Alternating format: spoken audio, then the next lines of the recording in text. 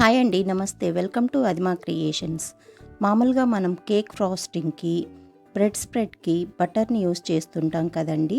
Butter ప్లేస్లో cream చీజ్ని కూడా వాడుకోవచ్చు. క్రీమ్ చీజ్ని ఇంట్లోనే సింపుల్గా ఎలా చేయాలో ఈ వీడియోలో చూపిస్తున్నాను. ఫస్ట్ దీన్ని చేయడానికి ఒక బౌల్లో 1/2 లీటర్ ఫుల్ క్రీమ్ మిల్క్ని తీసుకోవాలి.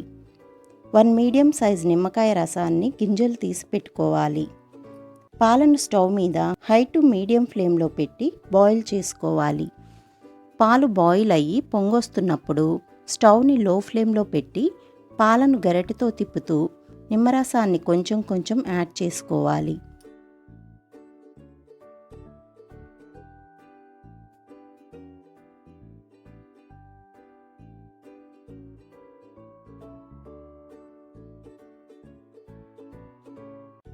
పాలన్నీ విరిగి వాటర్ సపరేట్ అయ్యే వరకు మిక్స్ చేయాలి. పాలన్నీ పూర్తిగా విరిగాక స్టవ్ ఆఫ్ చేసుకోవాలి. ఇలా విరిగిన పాలను ఒక బౌల్ మీద గుడ్డ పెట్టి స్టెయిన్ చేసి వాటర్ లేకుండా పిండాలి.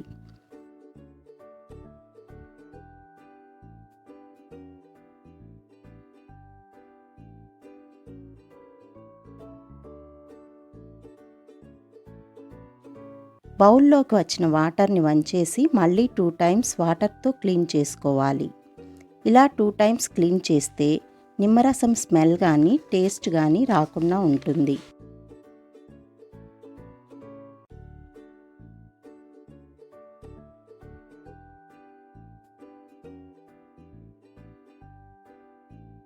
తర్వాత వాటర్ లేకుండా బాగా పిండుకోవాలి.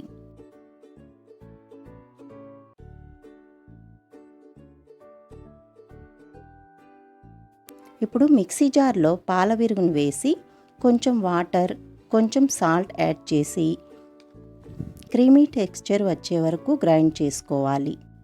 ఇలా రెడీ అయిన క్రీమ్ చీజ్ని ఎయిర్ టైట్ బాక్స్లో పెట్టి 3 డేస్ వరకు ఫ్రిడ్జ్లో స్టోర్ చేసుకోవచ్చు. క్రీమ్ చీజ్తో కేక్ ఫ్రాస్టింగ్ ఎలా చేయాలో ఇంకో వీడియోలో చూపిస్తాను. ఈ వీడియో కానీ నచ్చినట్లయితే like, share and subscribe Adima creations. Thanks for watching.